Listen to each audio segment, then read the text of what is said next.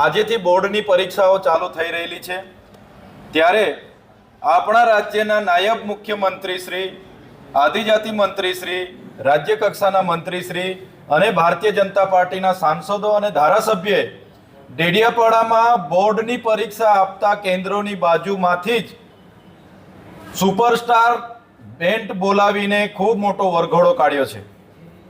નાયબ મુખ્યમંત્રી એમના મંત્રીઓને કદાચ બાળકોની ચિંતા હોત તો બોર્ડની પરીક્ષા આપનારા બાળકોના કેન્દ્રની નજીક આજે એ લોકો વરઘોડો નહીં કાઢત, પણ એમણે ત્યાં વરઘોડો કાઢ્યો છે અને બોર્ડ પરીક્ષા આપનારા વિદ્યાર્થીઓને ડિસ્ટર્બ કરવાનું કામ કર્યું છે।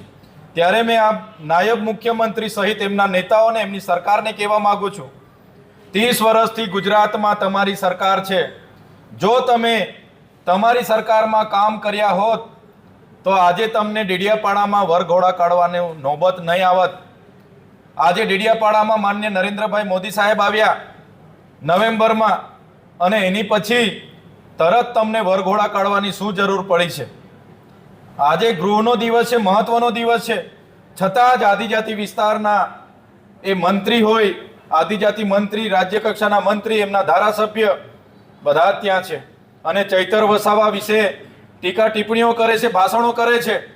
જે મનસુખભાઈ વસાવાની તારીફ નાયબ મુખ્યમંત્રીએ કરી હમણાં ભાષણમાં, ત્યારે મંત્રીશ્રીને હું યાદ અપાવું, આ તમારા સાંસદ 60 ટર્મથી સાંસદ છે, એમના પોતાના ગામમાં જવા માટેનો રસ્તો બનાવી નથી શક્યા।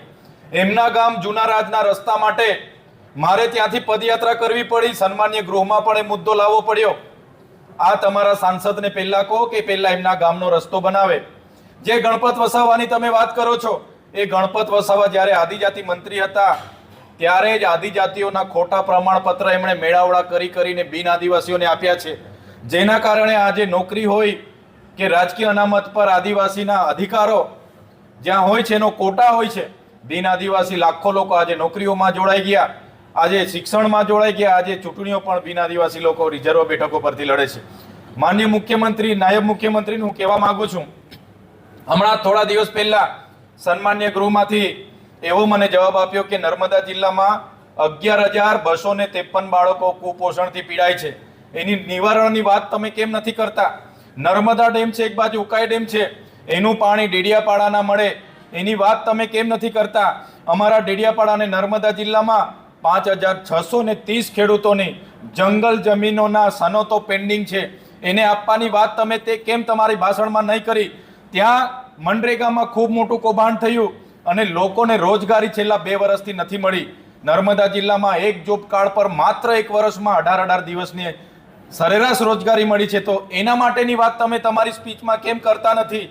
હમણાં સન્માન્ય ગૃહમાં 3 દિવસ પહેલા મને જવાબ મળ્યો કે નર્મદા જિલ્લામાં 149 શિક્ષકોની ઘટ છે, નર્મદા જિલ્લામાં 145 શાળાઓ એક શિક્ષકથી ચાલે છે, એની વાત તમે તમારા સ્પીચમાં કેમ નથી કરતા? મારે માન્ય નાયબ મુખ્યમંત્રી શ્રીને પૂછવું છે કે જે પણ તમારી સાથેના લોકોએ કૌભાંડો કર્યા છે, બુટલેગરો છે, ધંધા સાથે જોડાયેલા છે, એમને અટકાવવા માટેની તમારી સ્પીચમાં કેમ તમે ભાષણ નથી કરતા? નર્મદા જિલ્લામાં સ્ટેચ્યુ ઓફ યુનિટીમાં જે 6 ગામોના લોકોની જમીનો ગઈ, આજ દિન સુધી વળતર નથી મળ્યું। કરજણમાં જે લોકોની જમીનો ગઈ, વળતર નથી મળ્યું। ઉકાઈના ડેમમાં જે લોકોની જમીનો ગઈ, એમને વળતર નથી મળ્યું। તો તમારી સરકાર 30 વર્ષથી છે, તો કેમ તમે વળતર નથી આપ્યું?